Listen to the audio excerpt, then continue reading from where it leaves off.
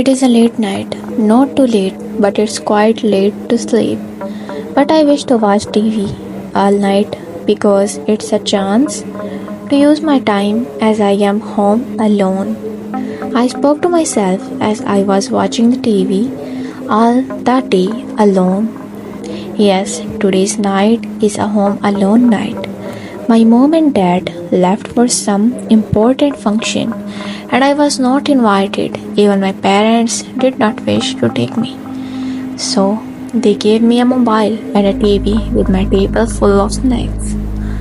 You know, it is always an awesome feeling being alone. We can do what we want. We can be free as a bird. No one can stop us from doing anything. It was late 10 pm. This experience of watching a horror movie named Insidious at night is super awesome. I was seeing the movie with an ocean of interest, so I was totally leaned in that movie that I did not even notice. I got a call from my mom. I realized that I got it when I saw the phone in the 3:45-minute break. Then I chatted my friends. Suddenly, I heard something failing in my kitchen. I turned back and found nothing. I consoled my gear, saying it may be just a rat. I just gave a look at the window, that is through the side of the door, and in the direction to my left hand. To my horror, I saw a man catching a knife and looking at me with his red eyes. Chills ran down my spine and I froze. I did not look around and immediately hid under my sofa. I did not know what to do. I peeped through the small hole of the sofa and my blood froze as the man was still standing but with a creepy smile. I guess I have not seen this type of smile in any horror movie. It's scarier than that. I clapped and looked at my phone that I was holding in my hand. I took a long breath and called the police. The call kept ringing. I kept praying to the God to lift the call. My heart pumped 100 times faster as they still did not lift my call and it was ringing. Please God, one call.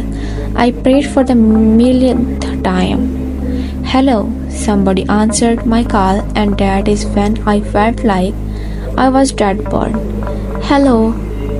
The call again and I did not give a fast reply. Hello, please help me. I pleaded with them. Ma'am, what happened? They asked. There is someone outside my door, catching a knife in his hand. Please help me. Ma'am, give me a second. I am here tracking your location. Please be patient. I was waiting on the call and I peeped the second time and my heart came to a normal beat when I did not see the man. Ma'am, the police are arriving in 10 minutes. Please be in contact with me until they arrive. The lady spoke, giving me some courage to breathe. I breathed as hard as I can. Ma'am, are you okay? I can hear some heavy breathing. Yes, I am fine. That breath is mine. I heard police sirens and there were knocks on my door with a lady's voice asking, anybody there? Happy tears dwelled in my eyes and I ran to the door, unlocking it. I immediately hugged the policewoman who was in front of me. She consoled me by rubbing my back, saying, that's okay, we are here, nothing to worry, my girl. After a few seconds, I unwrapped my arms around her and moved so that they could investigate the house. The lady police officer was with time. Standing and the other policers were wandering around the house. I did not observe the whole house except just watching the TV, which was still showing Insidious. After a few minutes, the police made me show all my house and I was totally shocked that I might have died just because of a heart attack. The house had muddy footprints starting from the storeroom, continuing in the kitchen, and ended just behind my sofa where I have been sitting. I did not understand anything. Then they made me sit, and the lady officer asked me, "Hi, I am Kel. So, can I get your name, my girl?" "Me, I am Shruti." "Kel, so I am gonna interrogate you, and you need to answer me correctly." I nod my head. "Kel, so how did you see the intruder?" "Me, I was watching TV, but suddenly I got some sounds from the kitchen. But when I turned back, I found nothing. After a few seconds, I gave a look at my nearest side window and was shocked to see that there was a man outside the window." Yeah, okay, so what you have said is exactly matching to our expectations, but there is a slight change that may shock you. Me, what? What change? Yeah, the man or the intruder worm you saw in the transparent window is not outside the window, but inside the window, inside the house. My mouth was hanging with my eyes winded, and my breathing stopped for a second. Me, what are you talking? Gail, yes, Shruti, let me show you an example, she said as she called a man police officer and made him stand on the last footprint that was behind the sofa. I was made to sit in the exact before position.